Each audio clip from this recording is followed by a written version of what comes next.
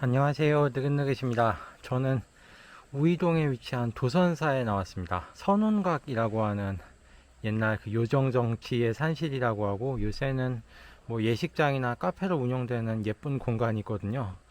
그곳에 좀 설명을 드리려고 했는데, 남의 영업장 영역 안에서 뭐 오늘 또 행사가 있나 보더라고요. 말씀을 드리기가 뭐해서 이곳 도선사까지 올라왔습니다. 1962년에 임성기라는 분이 이 우이동 북한산 자락에 15,000평의 국유림을 빌려서 처음엔 이제 관광 호텔을 짓겠다고 이 국유림 사용 허가를 받게 됩니다. 근데 실제로는 관광 호텔이 아닌 저렇게 선운각이라고 하는 거대한 요정을 지었죠. 공식적인 영업 허가를 받은 건 1964년 11월 무렵의 일인 것 같아요.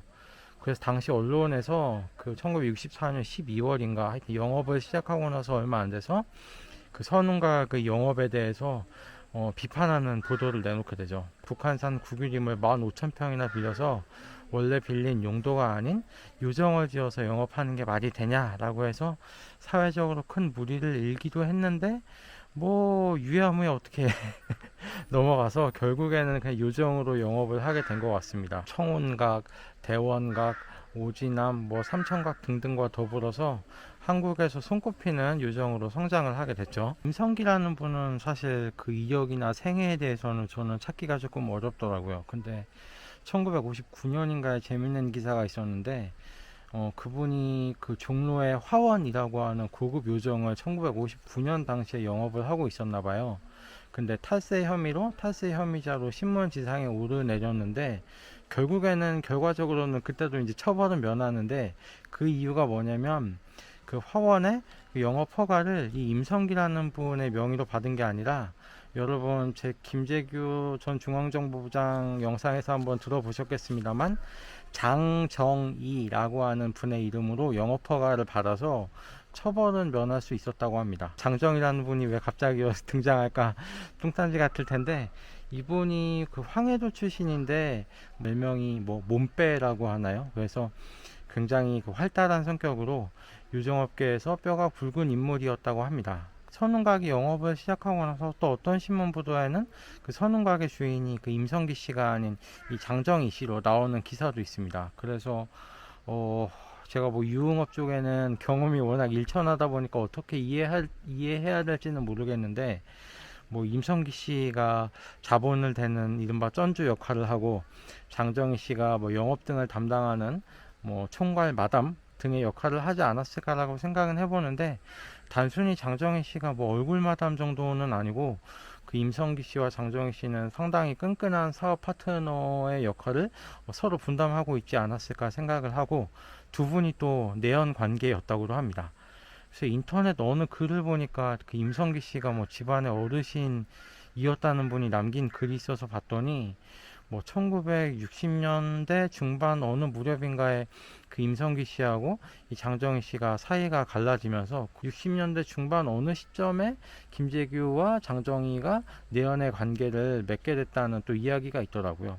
그래서 간혹 보다 보면 뭐 선운각의 주인이 장정희 그리고 그 이후 배우에 무슨 김재규가 있다는 등의 이야기가 있던데 선운각이 막 생길 무렵, 그러니까 1964년 무렵에는 그런 이야기가 성립은 되진 않을 것 같아요. 물론 그 이후에는 어떻게 전개됐는지는 모르겠습니다만, 적어도 선운각이 생길 당시에는 그 임성기와 장정희의 공동 경영으로 이 요정이 생긴 게 아닌가 생각을 하고 있습니다. 제3공화국 최대 스캔들이라고 할 수 있는 정인숙 피살 사건이라고 있는데, 그 호스티스 정인숙이 선운각 마담의 소개로 정일권 등 당시 정관계 유력자들과 만나서 뭐 향응을 베풀고 즐기던 곳이 바로 이곳 선운각이었습니다. 선운각은 1960, 70년대의 유정 정치의 중심으로 기능을 했었는데 이야기의 판을 살짝 벌려보면 이 선운각 위에 있는 도선사 쪽하고도 뭐 연관이 없지 않아 있을 것 같아요. 도선사는 그 신라시대 고승이었던 도선국사가 창건한 사찰로 알려져 있습니다.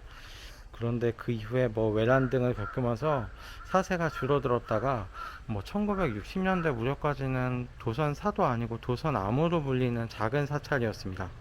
그런데 조선사가 지금 뭐 강남에 봉은사가 있다고 하면 이 강북에는 조선사가 있다고 할 정도로 서울 강북 지역을 대표하는 사찰로 성장하게 된 계기는 1961년에 청담 대종사가 이 조선암의 주지로 자리를 옮기면서부터 하나의 성장의 계기를 마련하게 되는데요.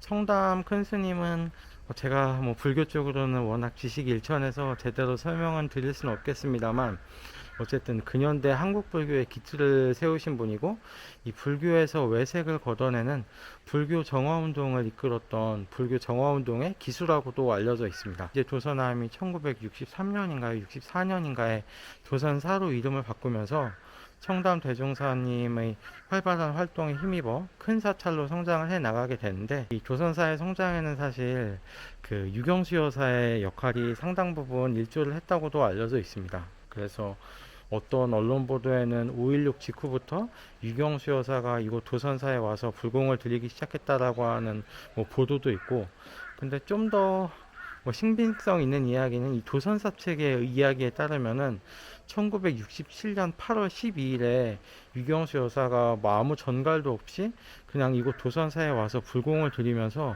조선사와의 인연을 맺었다고 해요. 그리고 청담 대종사로부터 대덕화라고 하는 변명을 받기까지 했다고 하는데, 그래서 이 유경수 여사와 이곳 조선사 그리고 청담 대종사가 관계를 맺게 되면서 이 조선사가 굉장히 급격하게 사세를 확장을 해 나가게 되는데, 지금 이 조선사로 올라오시면서 보셔서 아시겠지만 차도나 인도가 굉장히 잘 닦여 있어요. 근데 저 청담로라고 하는 이 우이동 입구에서부터 조선사까지 이르는 4km의 차도가 1968년에 개통이 되거든요. 근데 1968년이라는 시대적 배경을 보면 당시 서울 도심에서도 사실 도로 환경이 그렇게 좋지 않은 상황이었는데, 이 우이동에서 이 산 중턱에 있는 사찰까지 이렇게 신장로를 낼 정도였으면 아마 이 유경수 여사가 조선사까지 이런데 좀 더 원활한 소통을 할 수 있게 하는 역할도 하지 않았을까 생각을 해봅니다. 조선사 경내에 있는 호국참회원이라는 건물입니다. 청담대종사께서 이곳 조선사에 부임하시고 나서 제일 주력했던 사업 중에 하나가 이 승려들의 교육 사업입니다. 그러니까 불교의 현대화를 위해서는 역량 있는 스님들을 배출을 해야 되는데, 그러기 위해서는 교육이 제일 중요하다. 이런 호국참회원이라는 건물을 세워서 승려들의 교육에 앞장서는 역할을 담당하셨는데요. 1967년에 유경수 여사가 이곳 조선사를 찾고, 68년에는 청담로라고 하는 4km의 신장로가 뚫리고, 그리고 1969년에는 문화공보부에서 이 호국참회원을 짓는 건설비 일부를 보조를 해주는 등 그 정부에서의 상당한 보조에 힘입어서 이런 건물들도 준공을 하게 되는 결과를 낳게 됐습니다. 그리고 이건 호사가들의 이야기이긴 합니다만, 이 유경수 여사가 이곳 조선사를 그렇게 자주 찾았던 이유가, 사실은 박정희 대통령이 이 우이동에 있는 선운각 요정을 자주 찾았기 때문에 뭐 이를 감시하기 위해서가 아니냐, 뭐 이런 세간의 소문도 사실 있긴 있었죠. 오늘은 우이동에 있는 천년고찰 조선사와 그 밑에 고급 요정이었던 선운각에 새겨진 한국 현대사의 뒷이야기들을 간단히 전하는 시간을 가졌습니다. 영상 시청해주셔서 감사합니다.